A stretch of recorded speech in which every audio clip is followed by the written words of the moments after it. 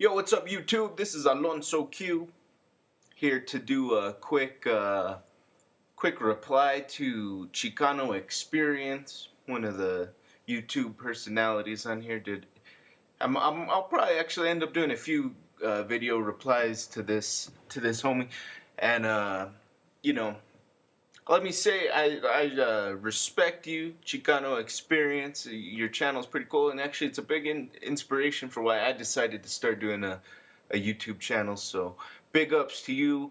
I think you're a real reasonable dude. You're a thinking person.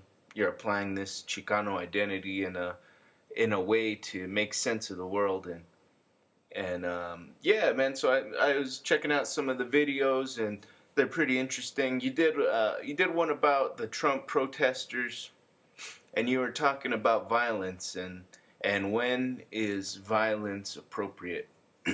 And I thought you gave a half good answer. This guy gave a half good answer, because he said violence is not the solution. You can't go assault people for having different beliefs than you. But then he added a caveat, and I really didn't like that. He said, or you said, I'll speak directly to you. You said that it was okay to throw the egg at the lady who deserved it, or stuff like that. Like, if you provoke somebody, you deserve what you get as far as violence go.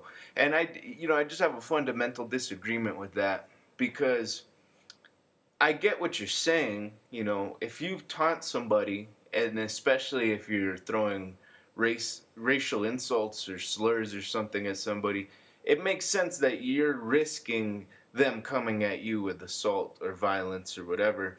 But the thing is, you can't condone violence, man. We have the rule of law, you have assault, and you have freedom of speech. You can say anything you want, no matter how messed up it is, and you just got to deal with it, man. People can make cartoons, make songs, make videos, make the most fucked up rap diss you ever heard. Do diss your whoever, man. You can say, this is America. You can say whatever you want. I believe First Amendment is practically holy. I hold that. I'm an atheist. I don't believe in God, but I believe in freedom of speech as if it were given to us by God. It's just such an important thing. And I can't stand these anti-Trump people who shut down highways and shut down events, and the people who go into the events and interrupt it. Because here's something that people need to understand about freedom of speech. When you rent a venue to hold an event, that's a private space. And you have the right to kick people out of a private space. So when they're kicking protesters out, they're not violating anybody's freedom of speech, because that's a private event that the protesters don't have a right to be interrupting. But the people who are violating freedom of speech is the anti-Trump people who are trying to shut down the events from taking place in the first place. That's a violation of freedom of speech, because you're trying to stop these people from exercising their First Amendment rights. And then those are the people who are committing violence against the Trump supporters just for wearing a hat or a t-shirt, or maybe throwing a taunt or something. Some of those guys are rude, man. I'm not gonna pretend that they're not. You hear a lot of the "we're gonna build the wall, we're sending you back, and you're not gonna be here next year" and stuff. You hear some ugly speech, but you haven't seen too much violence coming from the Trump guys. And where there has been, it's mostly been in defense of protesters interrupting their rallies. How many Trump people are out there interrupting Democrat rallies? If you look at it, and if you look up the videos, man, it's shameful. It makes the raza look bad, and Chicanos, and you see people waving the Mexican flag and throwing rocks at people. I don't know what they're trying to accomplish with that, but anyway, you ask the question, where do you draw the line on violence? And you're talking about, you're trying to get attention. They're not going to listen to you. Is there a point where it turns to violence is the best option of what to do to address the situation?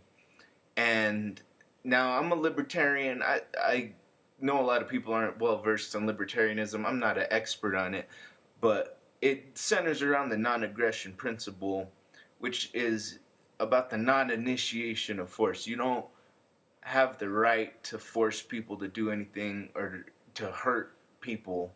So to me, as long as it stays verbal, there's no reason to ever turn to violence. To answer your question, when is violence appropriate? It's not. Avoid violence at all costs. The only time violence should come into the equation is when your life is on the line, or when your safety's on the line, when your family's safety's on the line.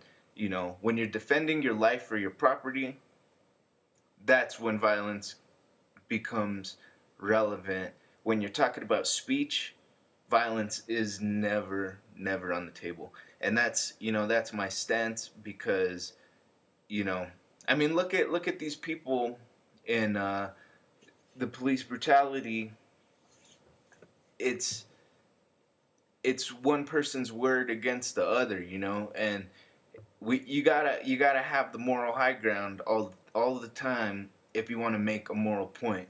And that's what I feel like a lot of Chicanos want to do, is have this moral high ground position of, well, they're being racist against us and they're committing violence against us, but where's the evidence? And are we going to hold ourselves to the same standard? And want if we don't want people using force against us, we can't use force against other people. We got to keep it civil. We got to keep it verbal, man. Make it all arguments. And I believe in the free marketplace of ideas, man. You put your ideas out there. Donald Trump puts his ideas out there. The truth will determine who's right. And I firmly believe that shit. I firmly believe in the non-initiation of force. We shouldn't be committing violence against each other. Violence is only acceptable in self-defense. I can't reiterate this enough. I think if there's one thing that could benefit the Chicano people, and to a further extent black people, if you're watching, take up this position of non-violence. We can't be hurting each other, in group, out group. Race doesn't matter, religion doesn't matter. We can't result to violence. That's key number one. Violence is off the table. And when you see these fools throwing rocks at protests, they did this in Burque, here in fucking Albuquerque, when they did that protest, and this is on a tangent, not directed at Xicano Xperience, because he was pretty reasonable on this, but man, people were defending these guys, acting like they were the new Chicano movement, and man, that makes me sick to hear these people get talked up like they're Chicano warriors, because they're throwing rocks at the police horses and stuff, and throwing rocks at Trump supporters. That's coward shit. That's unmerited violence. Can't defend that, and we should all denounce that shit. We shouldn't tolerate it, and just straight up, we got to call out our own. I think that's the first step to making stronger communities. Hold our own people in account. And I'm not talking to most people, man. Most people are super reasonable, and those protests mostly go off without a hitch. But we got to not celebrate these guys who commit violence, and we can't rationalize their violence. Throwing eggs is wrong. Uh, Throwing rocks is wrong. Obviously, throwing bottles, throwing punches, fucking whatever it is. No violence. That's my answer to your question. Uh, I thought that was gonna be a shorter answer than it was, but yeah, man. I like your videos. I'm gonna keep replying to some of them. because I think we've got some disagreements, but we have important disagreements. Can't wait to talk about them. And yeah, man, love to hear what you think. Anybody that finds this conversation stimulating, leave a comment. Let me know what you think. Like, subscribe, all that shit. Peace, raza. You know what it is.